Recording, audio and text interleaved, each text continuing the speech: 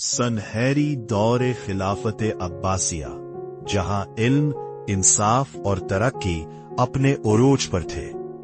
ये वो जमाना था जब हारून उर रशीद बगदाद के खलीफा थे और उनकी अहलिया एक गैर मामूली खातून मलका ज़बैदा।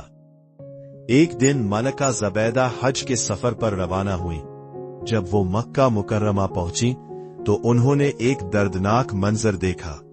हाजी पानी की एक एक बूंद के लिए तरस रहे थे। शदीद गर्मी और खुश्क जमीन, ये मंजर उनके दिल को हिला गया।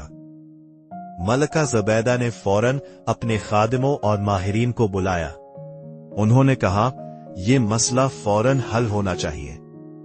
इंजीनियर्स ने जवाब दिया, यह काम आसान नहीं, पहाड़ काटने पड़ेंगे, मीलों दूर से पानी लाना होगा।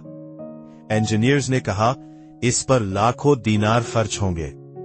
मलका ज़बैदा ने बगैर एक लम्हा जाया किए जवाब दिया, काम शुरू करो, चाहे कुल्हाड़े की एक ज़र पर एक दीनार ही क्यों ना खर्च हो।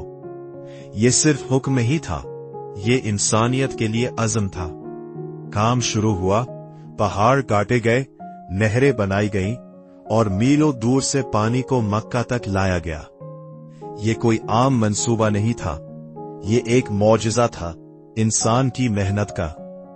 आखिरकार वो दिन आया, साफ पानी की नहर मक्का की सरजमीन तक पहुंच गई। हाजियों ने सुख का सांस लिया और ये नहर नहरे ज़ुबैदा के नाम से मशहूर हो गई। ये नहर सदियों तक लोगों को पानी देती रही। ये सिर्फ एक नहर नहीं थी, ये एक औरत के दिल की आवाज थी जो आज भी तारीख में जिंदा है।